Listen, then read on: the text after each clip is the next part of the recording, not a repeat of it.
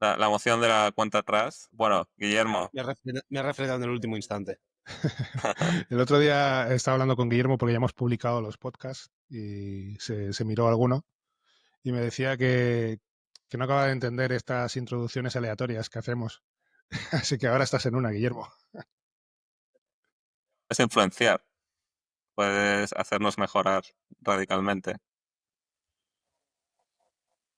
Ya veremos. No doy garantías de ello.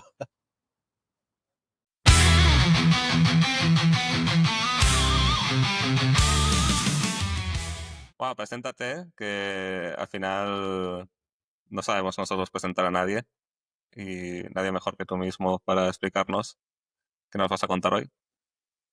Presentación de LinkedIn o presentación de café. De café siempre. LinkedIn.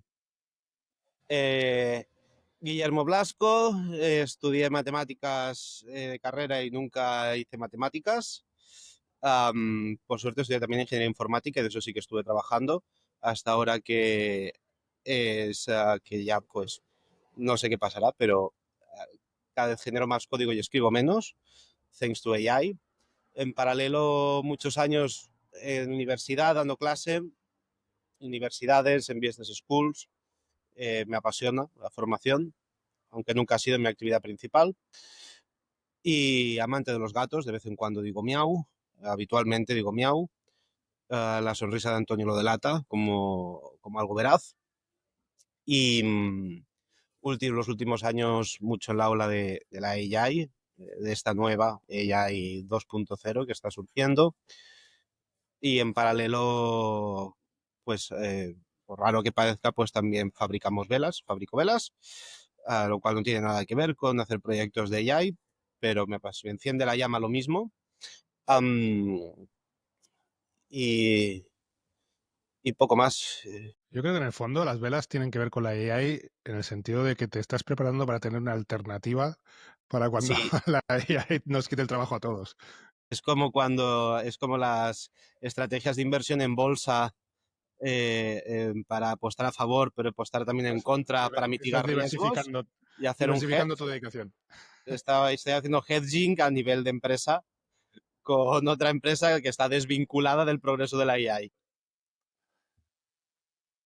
El tema de la educación es un tema recurrente que sale en varias de las charlas que hemos tenido hasta ahora y al final parece que, bueno, nunca acabamos de dar con la tecla, ¿no? Porque siempre acaba nuestro nivel de educación bajando y si esto crees que es algo por diseño, que realmente o por dejadez o con una intención de que al final el sistema educativo cada vez sea más lamentable. No sé si para beneficiar a instituciones privadas, ¿no? Como privatización del negocio o con un objetivo simplemente, pues vaya, que mientras la población más burra sea, mejor para todos. Es el... No lo sé, no lo sé y no creo que... Y creo que es una pregunta... O sea, es una pregunta imposible de contestar sin una óptica de opinión política.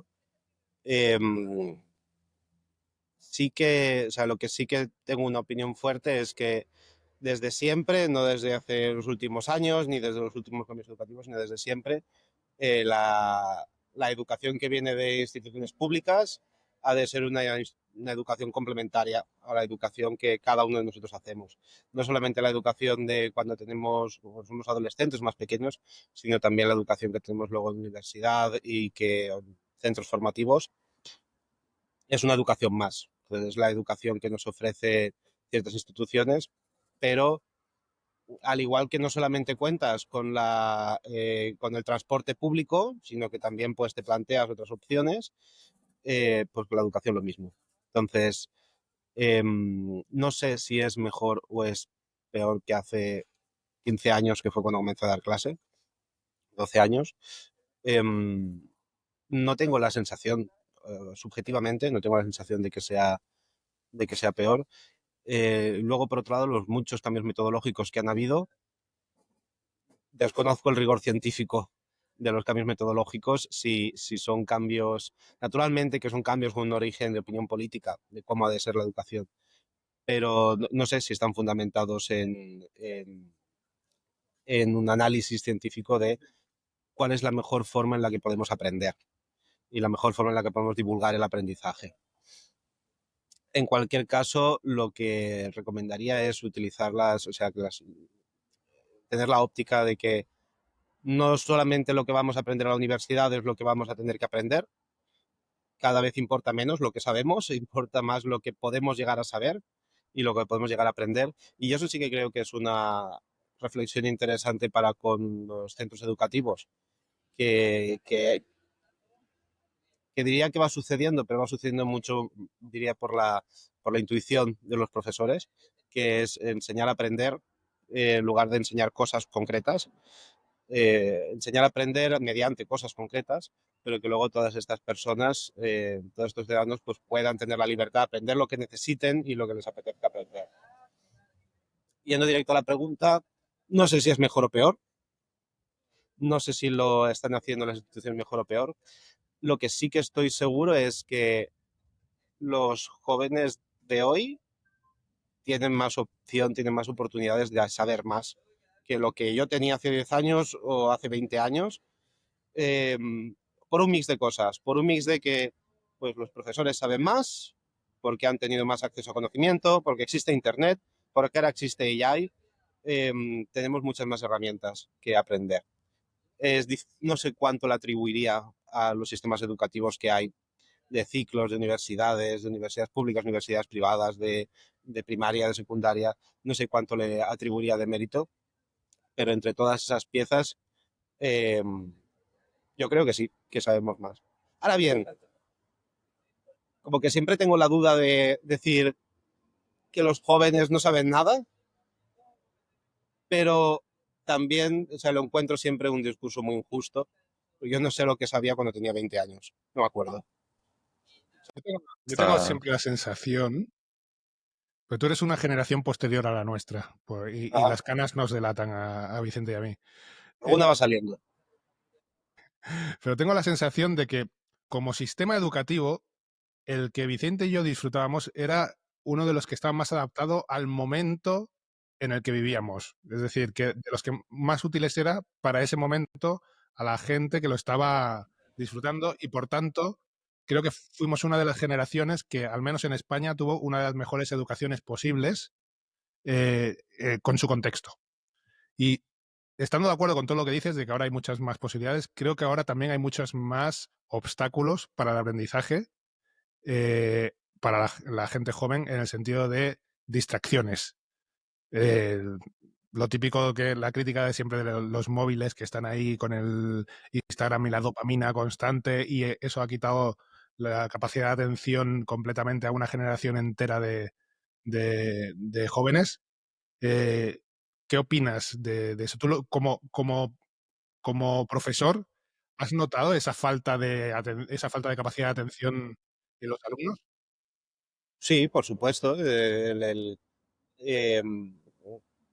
Tengo clases de 100 alumnos, 80 alumnos, y evidenciar que la mitad, más de la mitad, pues no están prestando atención y están, lo típico de que están al fondo con los portátiles o al fondo con los móviles, y esto en universidad en cuarto año de carrera, que seguramente sea el menos habitual en el que te puedas esperar esto. Y sí que y sí que lo he visto. También he visto que algunos de esos alumnos pues estaban con el portátil, algunos estaban jugando al Counter-Strike o a lo que sea, y otros estaban haciendo trabajos de otras materias. Y los del móvil no sé qué estaban haciendo, para ser honestos. Pero eso es o sea, hay más distracciones, no sé si hay más, diferentes seguro, diferentes seguro. Sí Bueno, que es cierto que muchas de las distracciones no las podemos traer al aula, en mi si bien época, es cierto que cada vez hay menos aulas. en la fila de atrás, en mi época, teníamos periódicos. Entonces, el Sí, tipo de situación es muy diferente. cuando yo estudiaba en la universidad, pues había alumnos que los que no querían ir a clase, pues no iban a clase, iban solamente al examen. Entonces, habían distracciones, hay distracciones dentro, hay distracciones fuera, quizá ahora hay más distracciones dentro, quizá hay menos fuera. No deja de ser una decisión individual también en qué quieres invertir tu tiempo. Igual quieres invertir, pues cuando tienes 20 años, más tiempo en pasarlo bien y luego tendrás que dedicar más tiempo en aprender y en estudiar, conformarte. No lo sé, no sé, hace 50 años, 40 años, el grado, las distracciones que habían y el grado de distracción y el impacto que eso tenía con el aprendizaje. Sí que hay otra variable, que es que ahora hemos de aprender muchas más cosas, porque hay más conocimiento. Entonces, la ambición que tenemos para con el aprendizaje también ha cambiado, se ha vuelto más exigente. ¿Verdad? En una clases de inteligencia artificial o de data análisis o de estadística, hay más cosas que aprender, más cosas potencialmente que aprender para ser competitivo en el mercado del conocimiento. Entonces, ¿cuál de Pero hay más todas esas cosas. variables son las que tienen más impacto? ¿Que hay más distracciones o que es más exigente el conocimiento porque hay más volumen de conocimiento? A favor en cuenta que también hay profesionales mejor formados, en algunos lugares, en otros no, porque es heterogéneo. Es difícil. ¿Pero tú crees que hay más cosas que aprender o ha cambiado el nivel de abstracción en el que estamos aprendiendo? Porque, por ejemplo, yo no sé si en la carrera de informática ahora te enseñan ensamblador y te enseñan el core del 386 o cosas así. Donde yo sé, sí, sigue habiendo una materia de ensamblador. O sea, es una materia o al menos la universidad donde he estado haciendo formación recientemente, es materia donde se hace desde un poquito de diseño de chip, de hardware, con ensamblador sobre microprocesador y luego ya se pasa a arquitectura de CPU y demás. Pero sí que se hace ensamblador aún. No se programa nada con cara y ojos con ensamblador, más allá de unas cuantas instrucciones, pero sí que se forma. Sí que estoy de acuerdo con la reflexión de la abstracción, de que eh, puedes escoger en qué nivel quieres aprender, aunque en todos los niveles hay exigencias. O sea, hay conocimientos nuevos. Y afortunadamente para desarrollar conocimiento nuevo y aplicar el conocimiento en niveles de abstracción altos no es imprescindible conocer todos los niveles de por debajo. Es decir, pues podemos programar páginas web sin necesidad de entender cómo funciona el render de CSS o cómo funcionan las proyecciones de la tarjeta gráfica para con la composición de los layers en la pantalla y menos mal que existen esas abstracciones para no tener que aprender todo el camino. De todos modos, lo que decías al principio, ¿no? De que no sabemos si el nivel es superior o inferior en cuanto a educación. Sí que están cosas como las pruebas pista y tal, ¿no? Que intentan medir el nivel en distintas materias a nivel internacional, haciéndolo que sea comparable, etcétera. Y aquí sí que es cierto que por lo menos en España, en Cataluña, cada vez estamos peor, ¿no? Cada vez los resultados son peores de comprensión lectora, de matemática, de física, etcétera. Entonces sí que hay una forma objetiva más o menos de medirlo a nivel internacional. Eso por una parte. Y por otra comentabas, ¿no? Que el tema de la educación ha de ser algo que no sea únicamente reglado por educación pública, sino que sea algo que cada uno desarrolle por sí mismo. Y aquí te quería comentar, pues no sé hasta qué punto tienes la capacidad de tú tener una formación que tenga sentido, más allá de ir viendo vídeos, yo qué sé, de YouTube, ¿no? Y que digas, hostia, pues esto me mola, pero que realmente no tengas un conocimiento sólido, ¿no? Que digas, esto es lo que tenía que ir haciendo, estos son los pasos, esto es lo que me lleva a tener un conocimiento mejor de algo, en lugar de simplemente ir saltando de una cosa a otra sin que realmente vayas construyendo de forma sólida, ¿no? Entonces, el poner responsabilidad en cada uno, de bueno, tú ya te apañarás, aunque entiendo que es necesario, ¿no? Porque la educación reglada no te va a preparar para todo, aún así, pues siempre tiene este nivel de aleatoriedad hoy en día, ¿no? De la cantidad de ruido que tienes disponible, al final pues puede hacer que te distraigas y que vayas a parar a un sitio que no tiene nada que ver con lo que habría sido una educación pues que te haya acompañado un poco más hasta el final, quizás. Sobre esta última reflexión creo que hay un matiz importante. Creo que o sea, mi visión es que es inevitable que exista la responsabilidad individual de ser responsable de tu propio conocimiento y tu propio aprendizaje. Y el matiz es qué garantías son las que ha de dar las instituciones públicas para darte las herramientas em, para que puedas cumplir esos objetivos que tienes y esa responsabilidad personal que tienes de aprendizaje. Y digo que es una responsabilidad individual porque al final todos pues podemos decidir cuando estamos en el colegio o estamos en la universidad si decimos prestar atención o no. Y eso se extiende a ir más allá. Hay otro ejemplo radical que es que las instituciones públicas no cubren toda la formación que puede existir. No hay ciclos formativos de fabricación de velas, siendo una de las profesiones más antiguas seguramente de la Tierra. Y lo digo porque he buscado si existen ciclos formativos o grados o formación reglada de fabricación de velas. No existe. Em, entonces, alguien que quiera dedicarse a la fabricación de velas no tiene más que ver vídeos de YouTube o ir a trabajar en una empresa que fabrique velas, que en España son 5. Entonces, yo creo que es ese matiz. ¿Cuál es el grado de responsabilidad y la prioridad para con el resto de prioridades que tiene una institución pública a la hora de ayudarnos a cumplir ese objetivo, de formarnos? Pero en última instancia es un objetivo irrealizable, que no por el hecho de que sea realizable no quiere decir que ha de ser exigente. Son cosas diferentes. Ha de ser exigente. Y hemos de tener esa exigencia para con las instituciones públicas.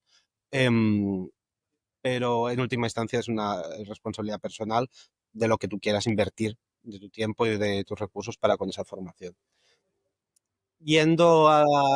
Dale. Perdona, que te quería decir, más allá de la responsabilidad que entiendo, ¿no? Que tienes que poner en instituciones públicas, pero que tampoco se van a hacer cargo de tu vida, me refería no tanto a la responsabilidad, sino a la oportunidad de ofrecer una guía. Y no digo que sean las instituciones públicas, ¿eh? Y aquí es donde quería meter el factor de inteligencia artificial. Y quizás como esto puede revolucionar toda la educación para que sí que tenga un sentido y que la puedas encarar de una forma razonable. Y aquí podemos poner todos los asteriscos que queramos, ¿eh? Yo no te digo que esto se vaya a solucionar con un clic de dedos o preguntando a ChatGPT qué tengo que hacer con mi vida, pero en el sentido que quizás sí que puede democratizar, ¿no? Toda esta educación de una forma que sea más continuada y que vaya más allá de lo que hemos percibido habitualmente como lo que es la educación reglada, ¿no? Llegas hasta aquí, chao, a partir de aquí ya te dedicas tú a tu carrera, ¿no? Sino que ahora puede ser algo más continuo, que te acompañe, que podrían colaborar las instituciones públicas para ayudar en crear pues distintos caminos que vayan quizás más allá, no lo sé. Por poner este factor que quizás sí que puede revolucionar cómo aprendemos y qué opinión tienes. Sí, ahora vamos a la AI, que es, o sea, seguramente es el tema más interesante, pero quería hacer comentarios sobre las estadísticas que decías, que es cierto que para eso están las estadísticas y están los KPIs internacionales. Em, y, y estoy de acuerdo que son útiles y necesarios, pero creo que explican varias historias. Y una historia que yo leo en las estadísticas de educación, las estadísticas de educación están, o sea, son estadísticas de performance, de rendimiento para con las instituciones educativas. Pero yo a menudo leo otra historia en estas estadísticas que es el interés que hay para con la población, para con esos contenidos. Entonces, a nivel de capacidad, estamos tan capacitados hace 100 años como ahora en aprender los mismos contenidos. La diferencia es lo que estamos explicando y lo que sabemos y la pirámide de conocimiento. Entonces, a nivel de capacidad, asumiendo que somos igual de capaces, ¿por qué salen notas más bajas de corte de selectividad o notas más bajas de resultados de universidad o demás? ¿Es porque somos menos capaces o porque tenemos menos interés en esos contenidos, tenemos unos intereses diferentes? Entonces, o que las universidades universidades y otros centros educativos están haciendo un trabajo menos competente.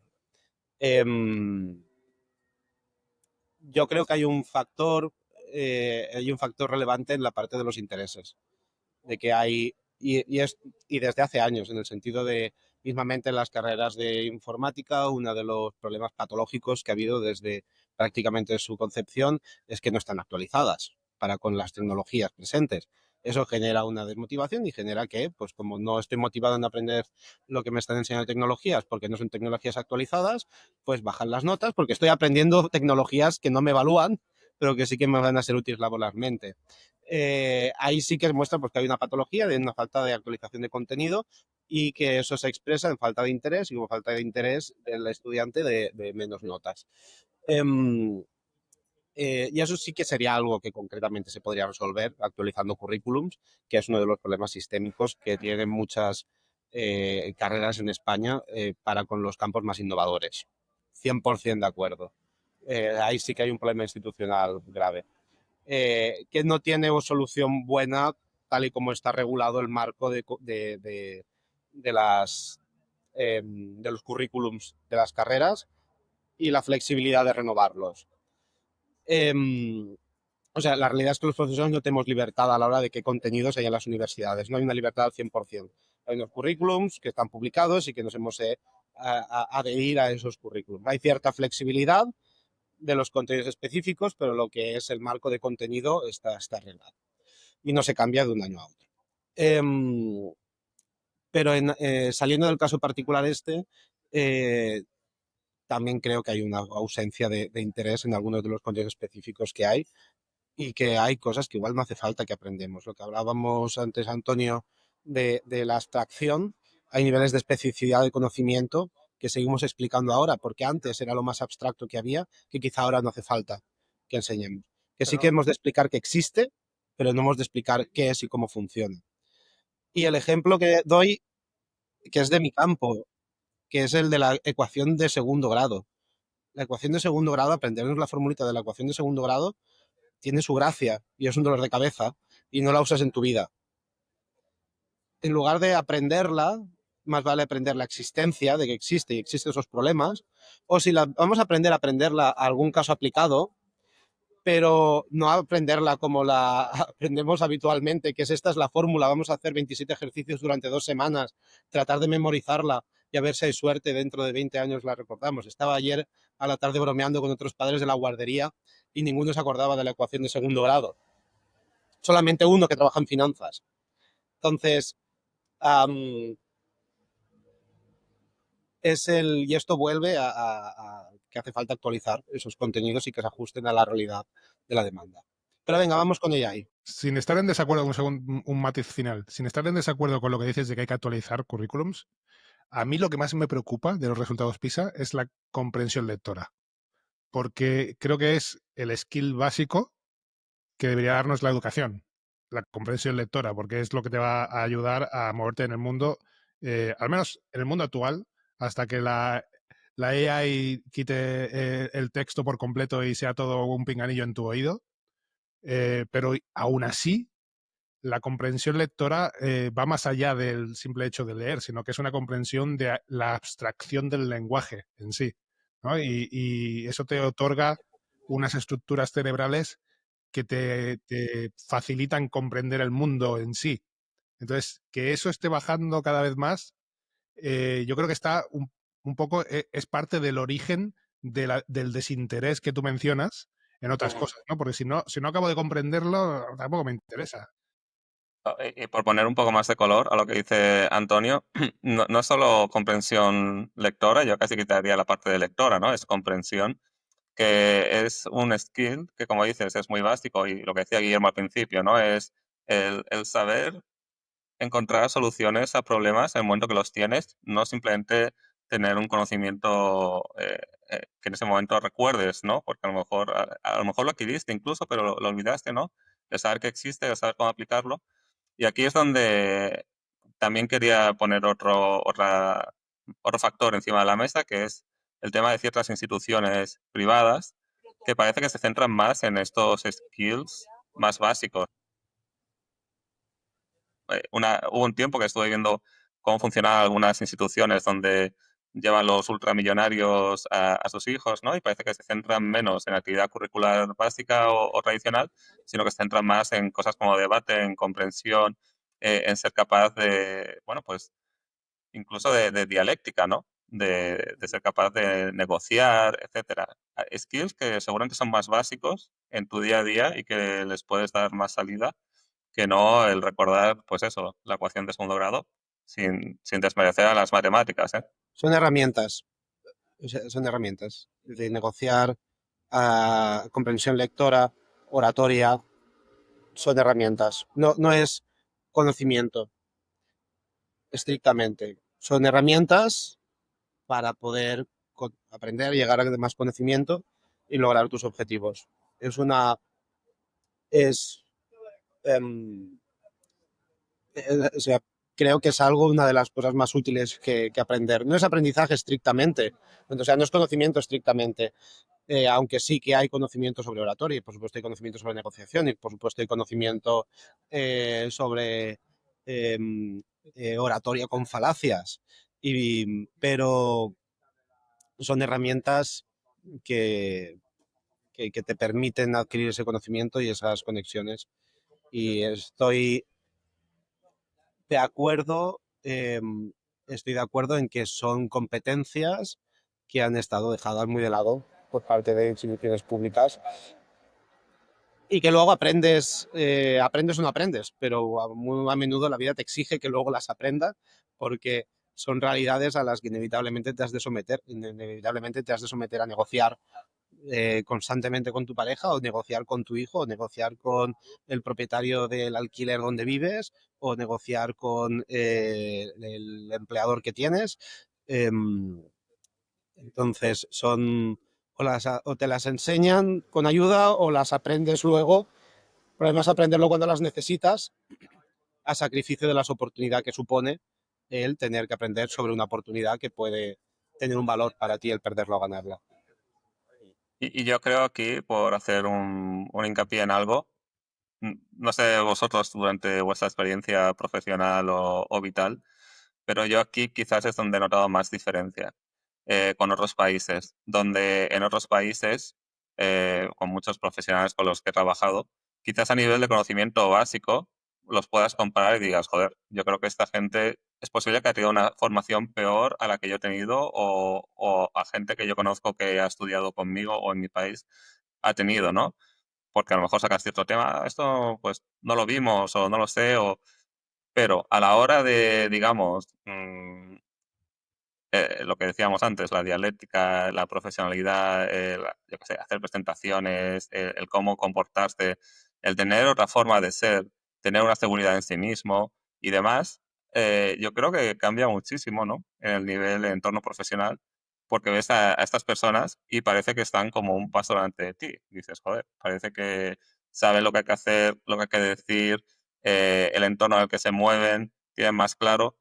Igual es un bias mío, pero yo, estos soft skills, ¿no? O esas herramientas que está diciendo Guillermo, es donde yo creo que he notado más diferencia y que dices, esta gente sabe cómo usarlas cuando yo a lo mejor pues no las he usado nunca y tengo que aprender desde cero. Yo personalmente es donde he visto más diferencia, no sé vosotros, y creo que es notable, ¿no? El cómo esas herramientas te dan una ventaja competitiva.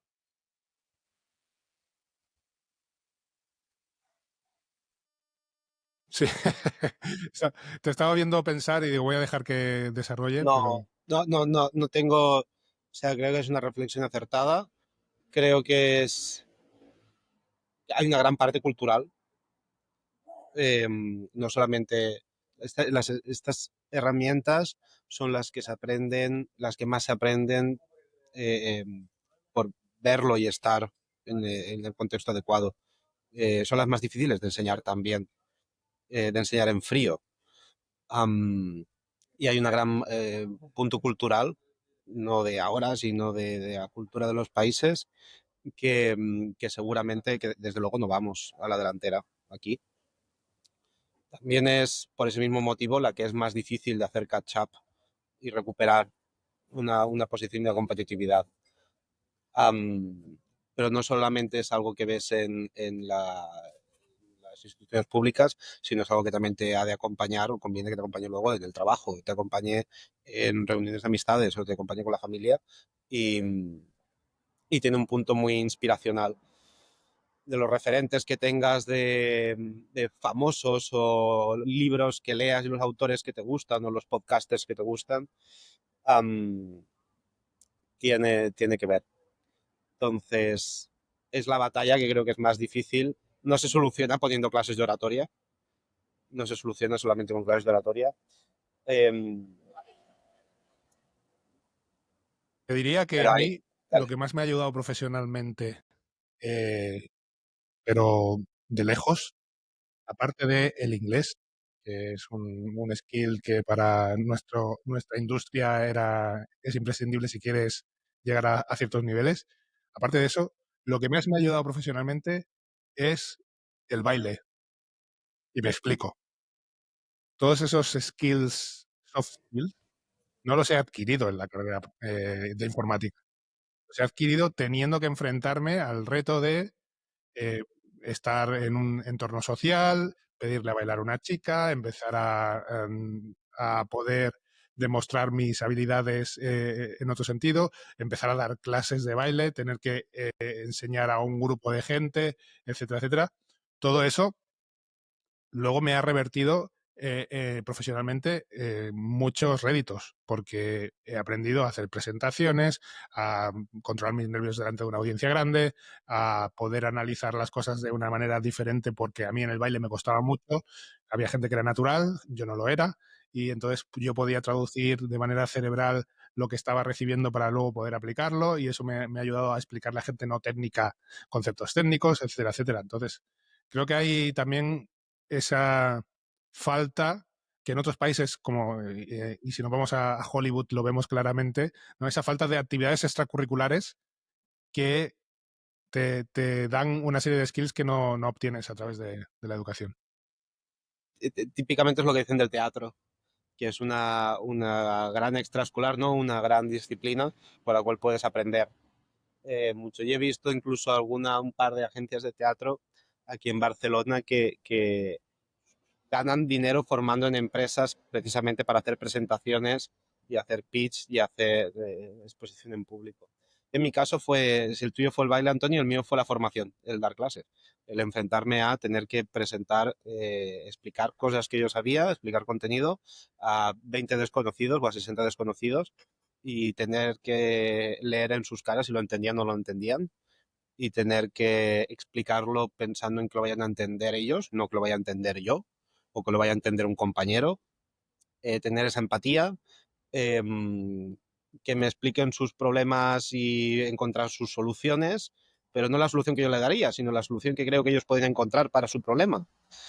Um, entonces sí que hay caminos que no parece que estén relacionados ni con la oratoria, ni con la comprensión lectora, ni con la capacidad de redacción, ni con la capacidad de hacerse entender, ni con la capacidad de negociación, y que te ayudan a aprender todo eso. De forma práctica y siendo un reto que una vez lo afrontas tienes la, la soft skill más importante de todas, que es el saber que tienes una capacidad de superación de retos. No solamente de resolver problemas, sino de saber que puedes resolver problemas, que es diferente el saber resolver problemas de verdad y el saber que puedes resolver problemas. Es muy difícil resolver problemas si no tienes la convicción de que puedes resolver problemas. ¿Y cómo va a Yo me revolucionar la IA acuerdo, todo esto? yo me acuerdo, Antonio, ¿verdad? Un profe en la uni nos dijo esto. Y todavía lo recuerdo, ¿eh? Nos dijo, hostia, dice, lo que os vamos a formar aquí no es el conocimiento que vais a tener, que también, dice, pero pensar en cada vez tenido una de estas prácticas, que habéis estado hasta última hora, toda la noche trabajando, tal, y al final lo habéis conseguido, ¿no? Dice, pues pensar eso, lo que os estamos formando y por qué las empresas se interesan en los alumnos que salen de aquí, es porque sois capaces de resolver y de al final encontrar una solución y pensar cada vez que dudéis en todo lo que habéis hecho y cómo estáis preparados, ¿no? Que podéis ser capaces de encontrar la solución al problema. Entonces, algunos, bueno, seguro que muchos profes, ¿no? Son conscientes de esto, pero a mí me gustó el que te lo hagan explícito, porque, bueno, cuando eres un chaval no eres consciente, a lo mejor ahora sí, y en ese momento pues se me quedó y lo he pensado muchas veces yo. El, el, tiene también mucho valor en el momento adecuado hacer visibles estas metaverdades que hay de cómo funciona el mundo y por qué hacemos lo que hacemos. Sí. A veces olvidamos cuando Otro día proyectos tan abrimos el largos. melón. Perdona, que tengo un poco de Ahora, dislesia. ahora comenzamos con la idea, un momento. En proyectos tan largos como estar 4 años en una carrera, a veces olvidas porque estás haciendo lo que porque estás haciendo lo que haces y es necesario que a veces te lo recuerdes. Venga, va, ya está, nos callamos. Iba a decir a Vicente que otro día abrimos el melón de nuestras prácticas de universidad y cómo nos lavábamos la cabeza con agua que luego se cristalizaba en el pelo y salía hielo, etcétera, etcétera. Bueno, es otra historia. Venga, vamos a la IA, que me interesa mucho la opinión de Guillermo porque Guillermo y yo hemos trabajado en algunos proyectos juntos y yo lo conocí como freelance que nos ayudó a que unas líneas se alinearan en una página web correctamente, que era casi imposible de alinear. Y unos años después nos encontramos en un proyecto de inteligencia artificial y hicimos una reunión pequeñita para, bueno, para preparar lo que teníamos que hacer y me dio una masterclass sobre cómo funciona el machine learning, sobre cómo funciona la inteligencia artificial, los agentes, etcétera, etcétera. En un momento, y mi pregunta fue, ¿y tú cuándo has tenido tiempo de aprender todo esto? Y me dijo, pues en el último año he estado trabajando en este tema. Entonces, has hecho un deep dive en inteligencia artificial aplicada, ¿no? No solo no solo en la parte teórica, sino en cómo aplicarla. Y en el contexto de lo que estamos hablando, me interesa mucho saber cómo crees tú que la inteligencia artificial va a revolucionar la educación. Si lo va a hacer, claro.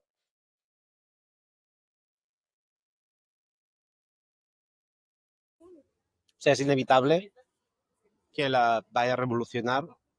A estas alturas no voy a apostar ni cuándo ni cómo, porque ya en el pasado aposté hay tanta volatilidad que es absurdo pretender acertar. Um, pero sí que, sí que tengo opiniones de las herramientas que faltan, las cosas que faltan en la AI para poderse utilizar de forma fiable en la formación y también el rol que ha de jugar, porque el, el um,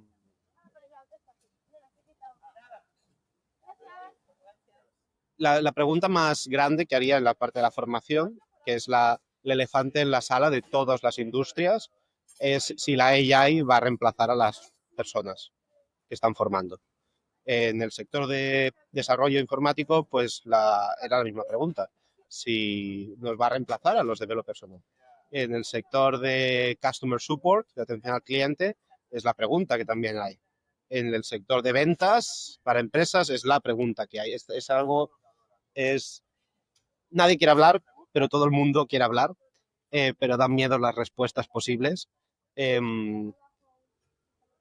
y tanto a medio plazo como a largo plazo.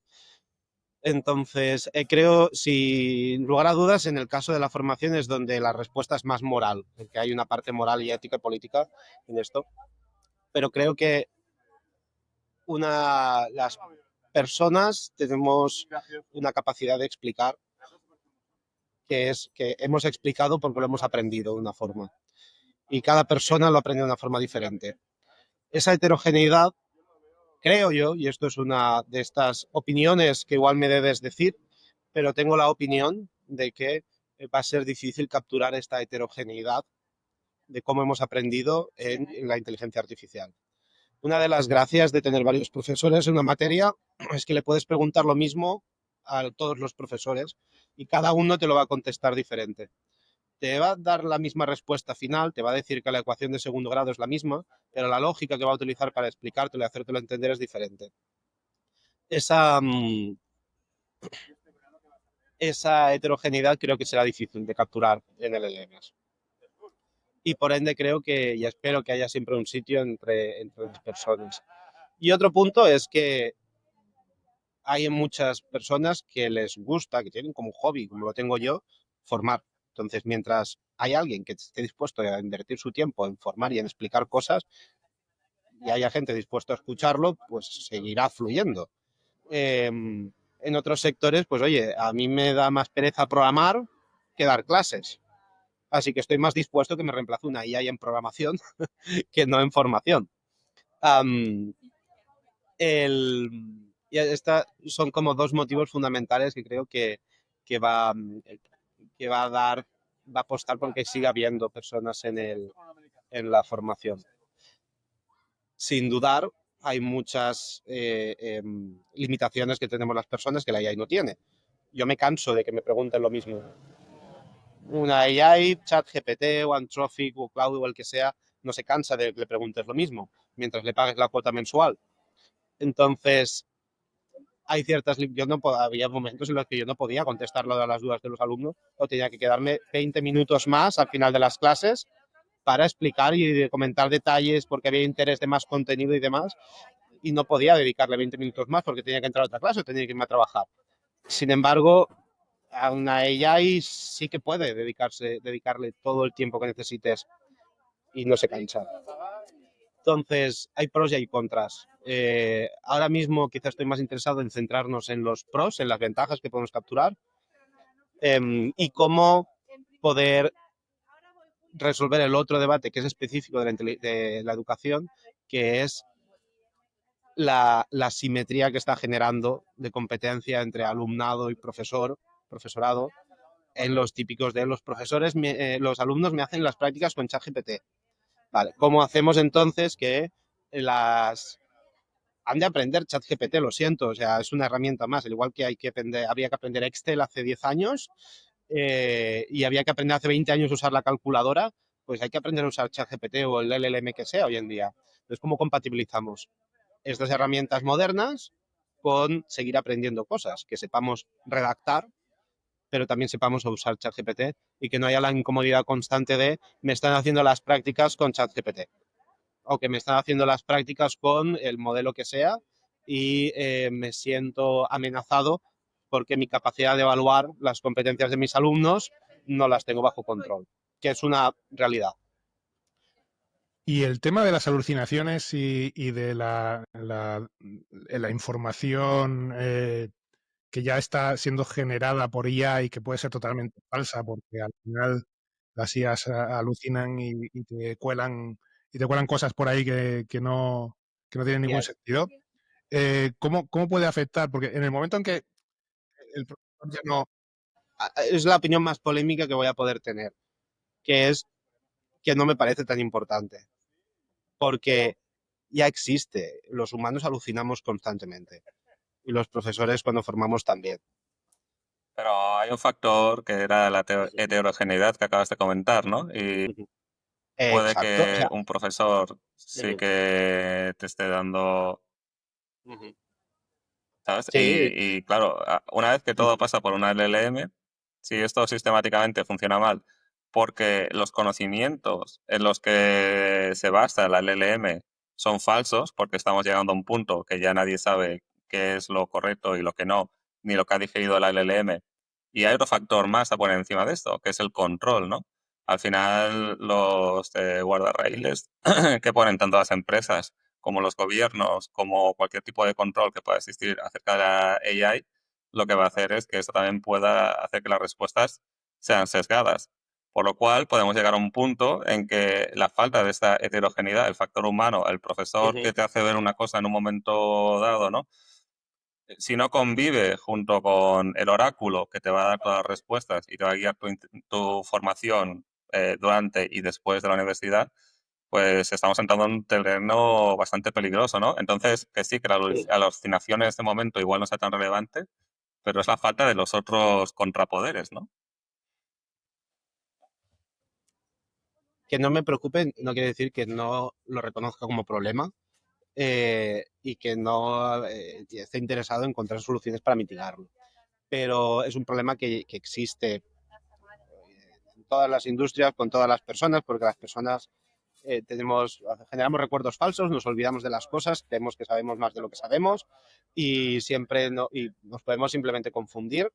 Y existen libros con cosas erróneas también, y existe documentación errónea y existe documentación desactualizada. Y a veces cuando buscamos en Internet no encontramos la documentación más reciente o buscamos datos sobre leyes y estamos buscando sobre la ley del 2020 y salió unas modificaciones en 2024 que no estamos leyendo.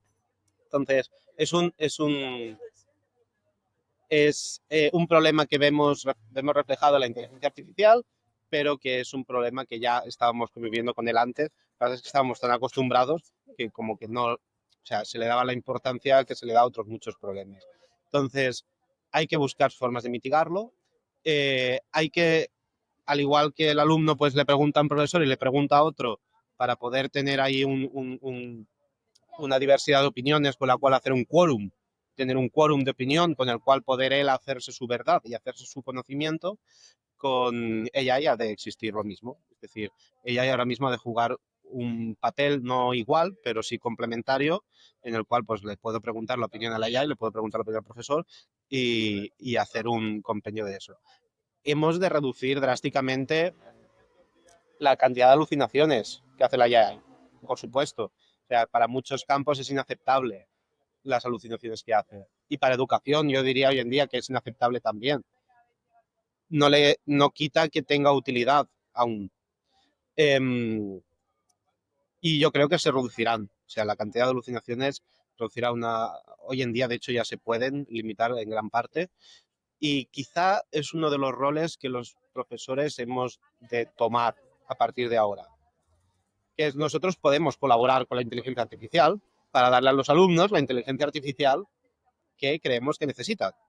Entonces, al final, las inteligencias artificiales han de ir a buscar, tienen conocimiento almacenado dentro, que han aprendido en su entrenamiento, pero también están equipadas con buscar contenidos fuera, lo que se llaman arquitecturas RAG.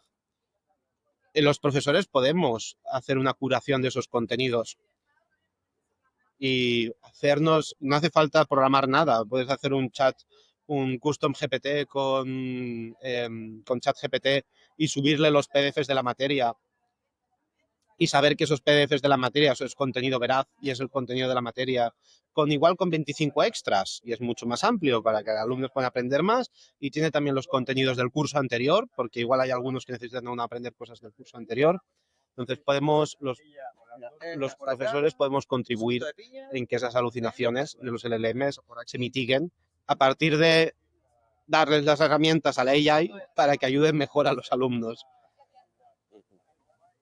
O sea, yo soy muy escéptico en ese sentido, porque yo entiendo lo que estás diciendo, ¿no? Que es poner una mitigación a los problemas que vemos, pero al final todos los problemas que hemos enumerado que ya existían son de cada uno, ¿no? En cambio ahora todo viene de un oráculo. Primero hay la percepción de que todo lo que tenga de una LLM es como, pues eso, estás en el oráculo de Delfos y te está diciendo lo que es. Y tú incluso dudas, ¿no? ¿Cómo puede ser? Tu capacidad de pensamiento crítico se diluye en ese momento. Dices, bueno, me está diciendo esto, será verdad.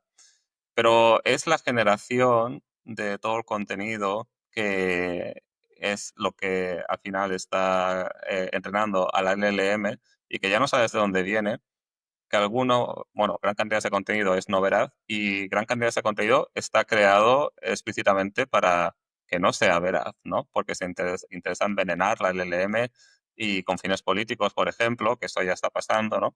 Entonces, de cara al futuro, estamos hablando de un sistema que se alimenta de una cantidad de información ingente que nadie tiene control, ¿no? Y que no necesariamente va a ser veraz lo que te esté diciendo, simplemente está dando un reflejo de la cantidad de la información de la que se ha entrenado. Y el resultado puede ser, pues, a veces sí, a veces no. Y no siempre vas a tener el contrapeso, ¿no? De la persona para decir, oye, ¿esto está bien o no? Así que esto es lo que a mí me da miedo, que a la larga, y una vez más, ¿no? El posible control político, empresarial, interesado, ¿no? En las respuestas, que eso ya lo hemos visto en el pasado, ¿no? Como pues muchas de estas LLMs, según que le preguntes, pues no te va a responder o te va a responder lo que le interese, ¿no? Y se está haciendo un cóctel peligroso donde las referencias que hasta ahora eran las naturales se van diluyendo y al final es más fácil coger el móvil, preguntarle, te da la respuesta y tú ya lo das por sentado que es así, ¿no? Sí,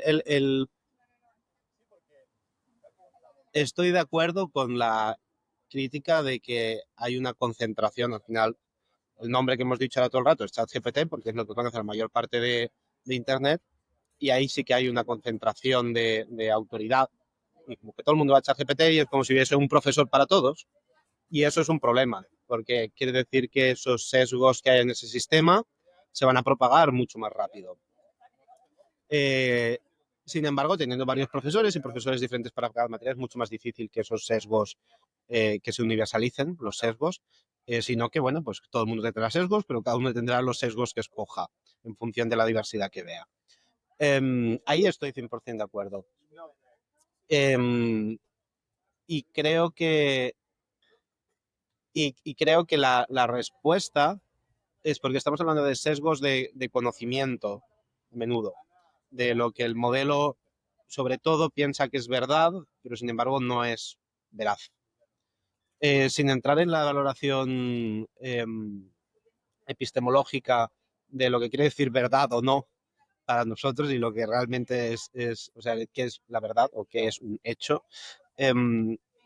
sí que creo que hay, o sea, los LLMs los utilizamos ahora tanto como fuente de conocimiento como fuente de explicación. Y eso ha de cambiar. Ha de cambiar a que los LLM sean fuente de explicación, pero no fuente de conocimiento.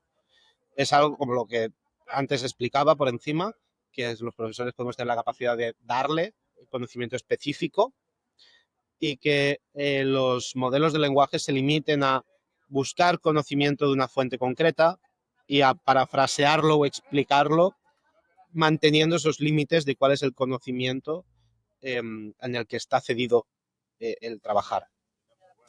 Esto, por ejemplo, en campos hacemos proyectos de inteligencia artificial de otros campos, en salud y en legal es imprescindible, porque o sea, no puedes permitirte que el LLM alucine, porque si el LLM alucina, le va la vida a alguien. Es decir, si un LLM da un mal consejo médico o da un mal consejo jurídico, sí que puede haber un perjuicio muy grande para con el usuario final. Entonces, hay formas, o sea, hay métodos y métodos que hemos implementado y que se han implementado en muchas empresas para garantizar de que no hayan alucinaciones. Sí que es cierto que son chatbots que normalmente son mucho más aburridos que ChatGPT, pero podemos conseguir que un LLM se mantenga, un sistema de inteligencia artificial, mejor dicho, se mantenga dentro de unas fronteras de conocimiento concretas que están controladas, que están gestionadas, que hay control de cambios y que hay personas involucradas para garantizar que el consumidor de ese conocimiento se consuma un conocimiento que está bien gestionado, que no es arbitrario del LLM. Y seguramente es algo que deberíamos también en educación implementar y fomentar que exista.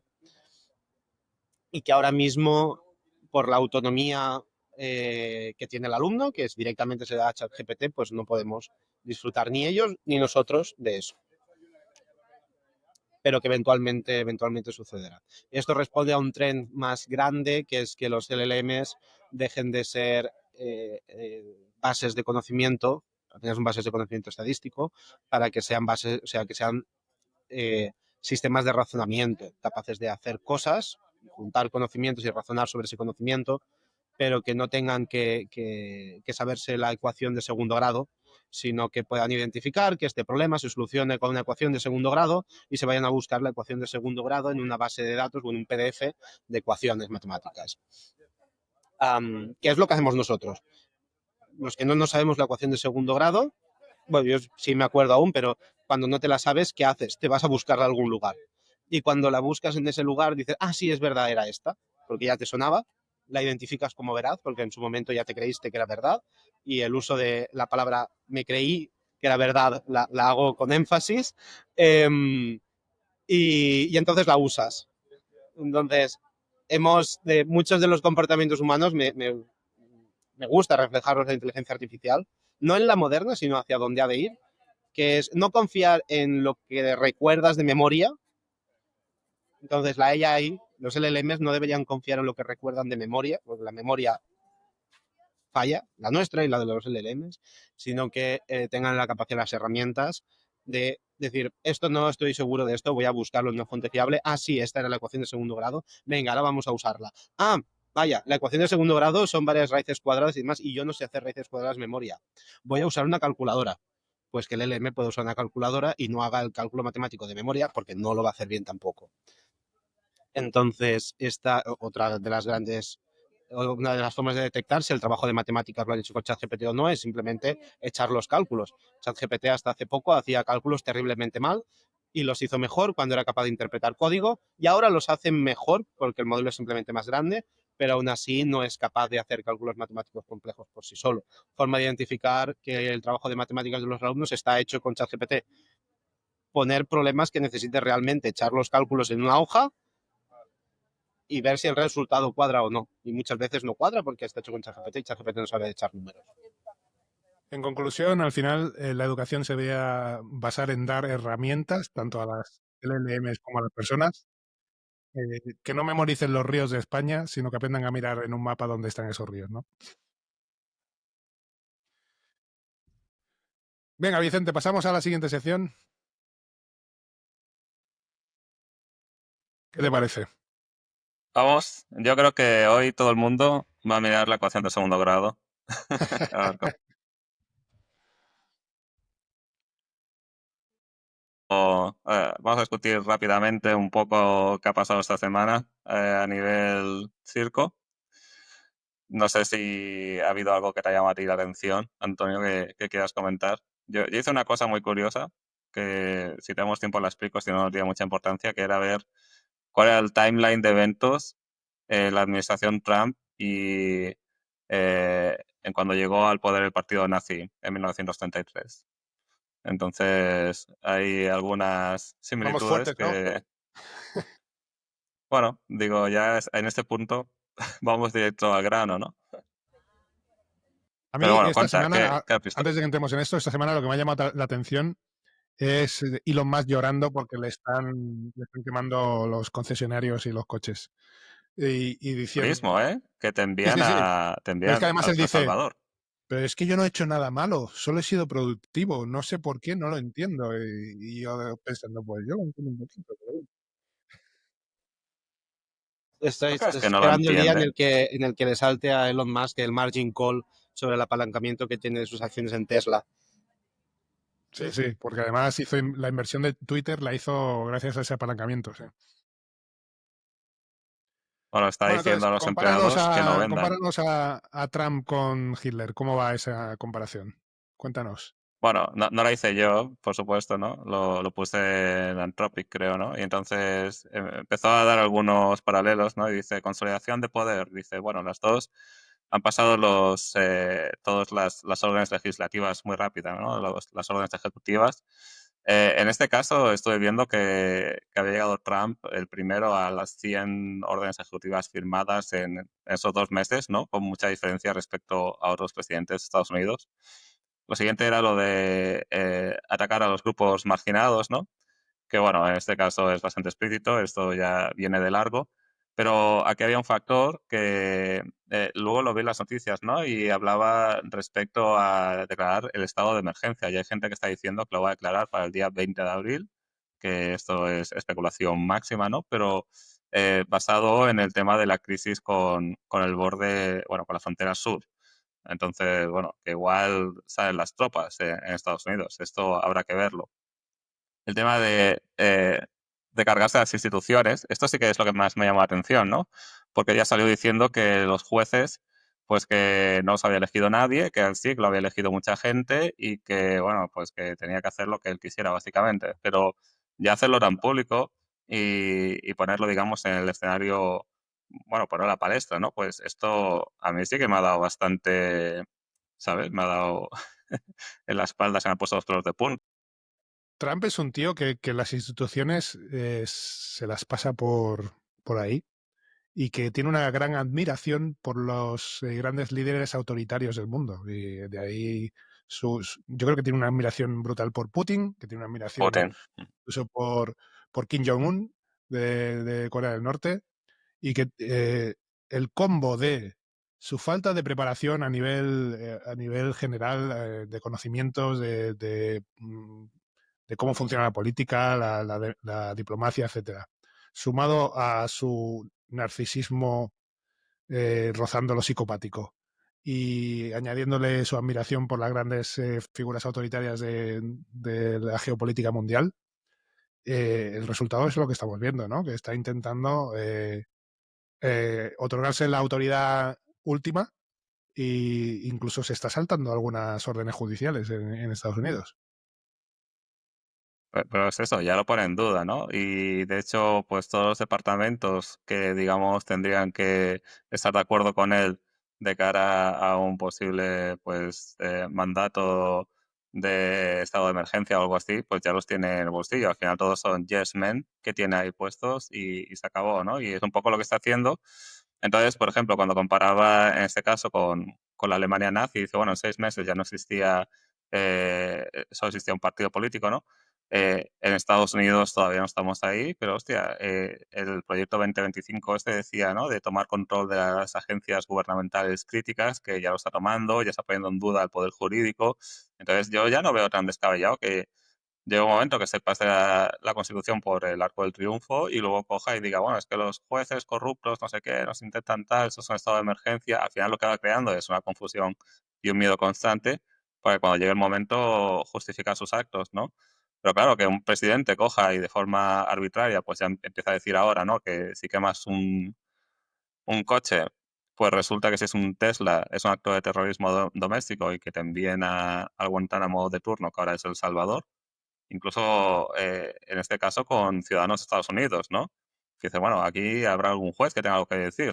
Esto tú no puedes tomar una decisión así, pero con lo que decíamos otro día, vas a un ritmo más alto de lo que está el sistema diseñado para aguantar y bueno, anchas Castilla, ¿no? Que estamos llegando a un punto que realmente ahora ya estoy preocupado. De hecho, tengo un viaje a Estados Unidos y digo, no sé si has visto que Dinamarca, Los canadienses que han estado detenidos 14 días para cumplir un cupo en la frontera. Yo me lo pensaría antes de ir a Estados Unidos, ¿eh? Dinamarca, Reino Unido, no sé si Alemania también, ya todos en el Ministerio de Asuntos Exteriores te metes en la página de warnings de dónde viajar y dónde no, y todos ya tienen contra Estados Unidos, en plan, oye, ¿estás seguro que tienes que viajar ahí? Ten cuidado y tal. Y joder, si esto es con un Estado aliado, pues imagínate al punto que estamos llegando, ¿no? Yo ahora ya estoy en un punto de que al principio pensaba que, bueno, que era un poco de McGuffin, ¿no? Lo discutíamos. Ahora ya empiezo a dudar de si realmente esto va en serio, ¿eh? Y está rompiendo todas las barreras y a ver hasta dónde llega, porque Ten cuidado que no no me vayas y hace nada cambie inspirar. el cuento de la criada allí. Sí que hay cierta... la realidad supera la ficción que nos habíamos hecho cómica en el pasado y sí, da respeto, porque antes era más cómico quizá, más histriónico y ahora o sea, hay indicios de que es más serio y es más preocupante.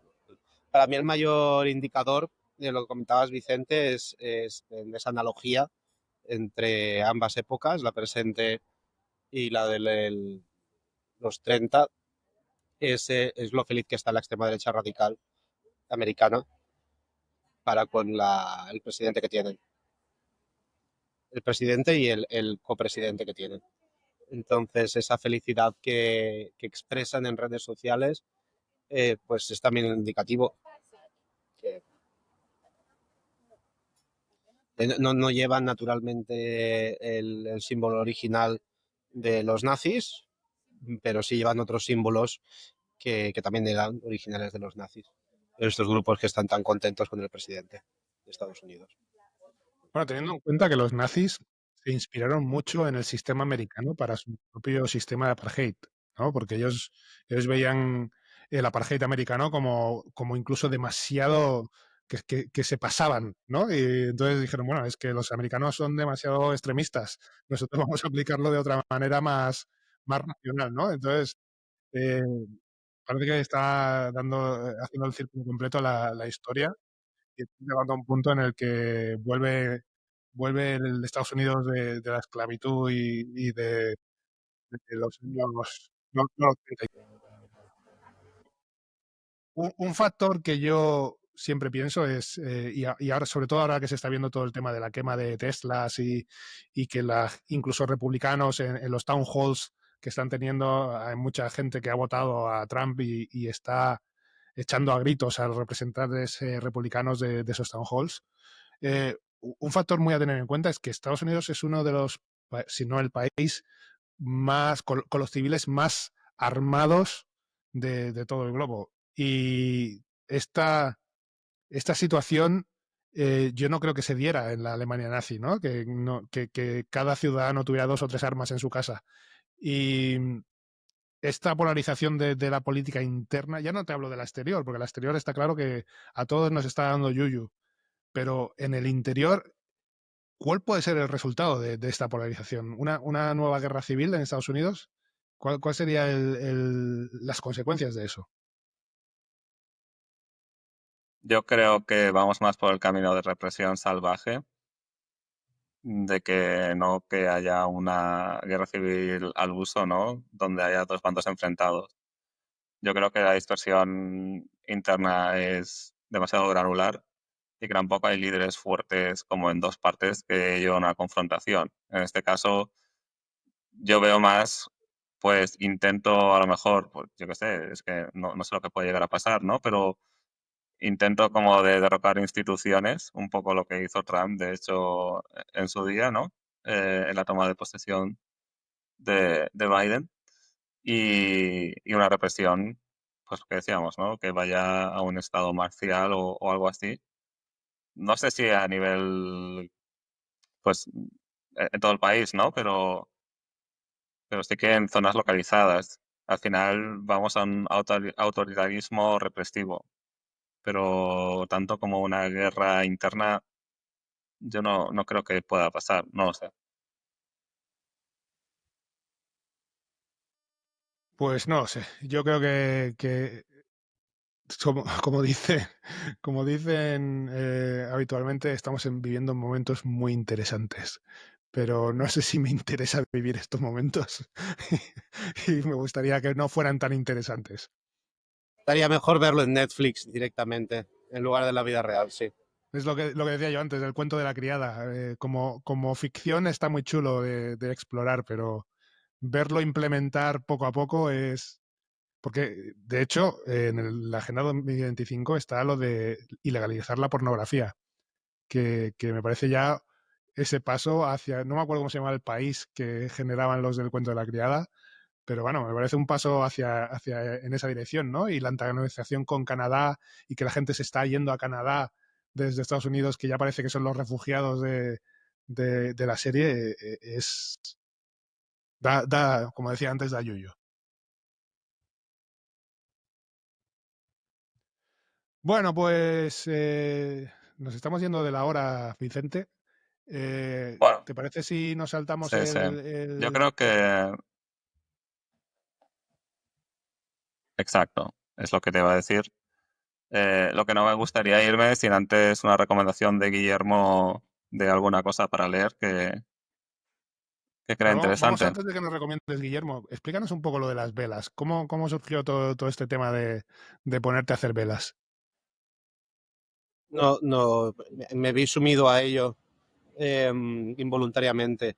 Esto fue un emprendimiento de mi pareja que pues decidió comenzar a fabricar velas, alquiló una tienda, fabricó velas, vendió velas y llegó el momento en el cual el negocio que tenía traccionó, empezó a vender bastantes velas, abrimos tiendecita en un centro comercial de aquí de Barcelona, en Navidad vendimos muchos cientos de velas y, y decidí pues apoyar pues el emprendimiento de mi pareja y ahora pues somos socios y tenemos un local más grande y fabricamos velas decorativas y aromáticas y he de decir que siendo una de las profesiones más antiguas seguramente que existen, eh, aunque las velas de hoy son infinitamente diferentes a las velas de hace cientos de años. Como curioso, la mayor parte de velas de hace cientos de años eran con grasa animal, con los restos de la comida de caza. Eh, ahora mismo es un producto puramente decorativo, no tiene más usos. pero es un mundo muy interesante y es habiendo dedicado toda mi vida al trabajo digital, programación, tener una profesión y un negocio de producto físico y además físico tan quizá vanidoso como son velas decorativas. Hacemos velas de perritos, que es lo más vanidoso que puedas comprar seguramente, una vela con forma de Perritos perrito. no, haz de gatitos, hombre. Y gatitos también, perritos, gatitos, sí, formas abstractas, con unicornios de flores, de todo.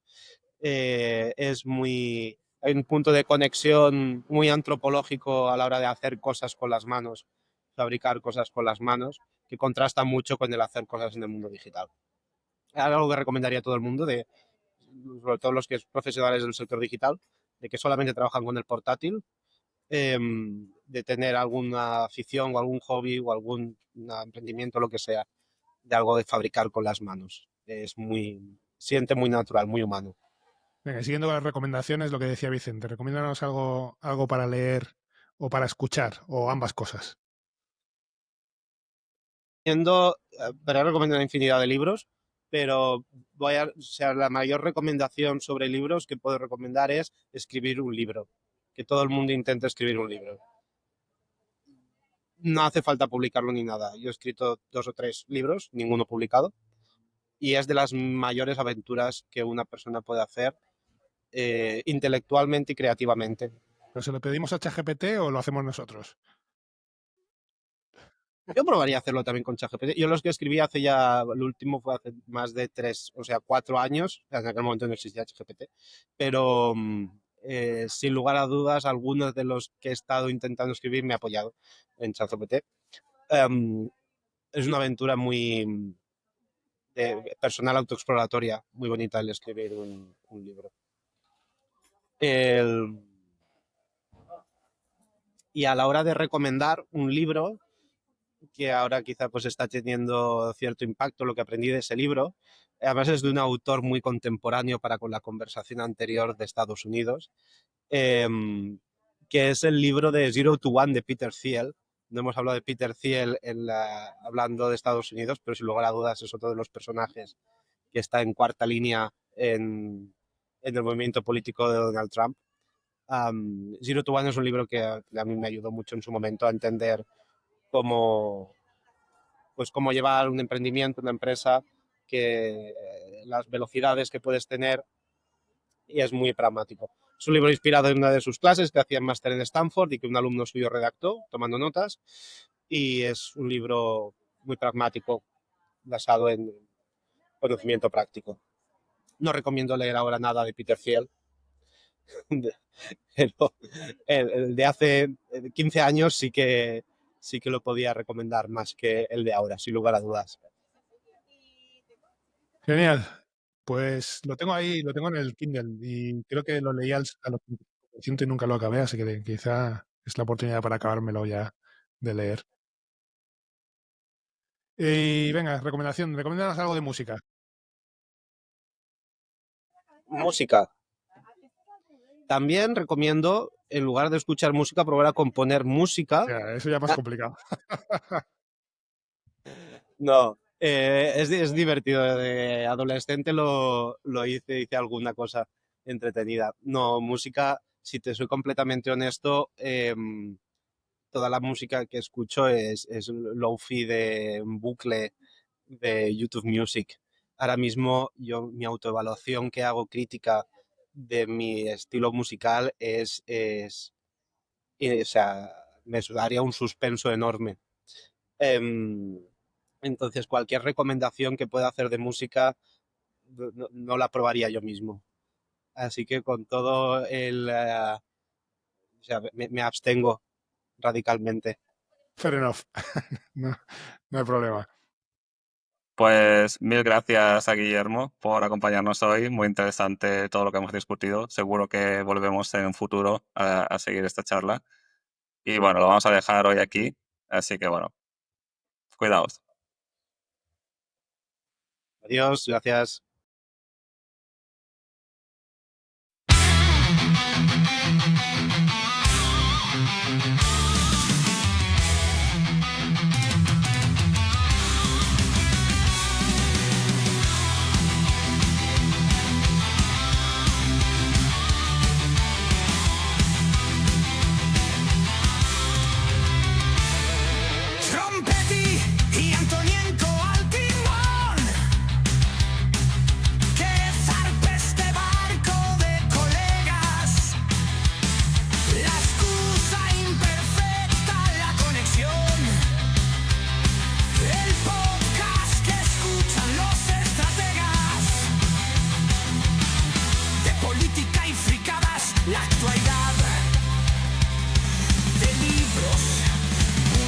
y hermandad.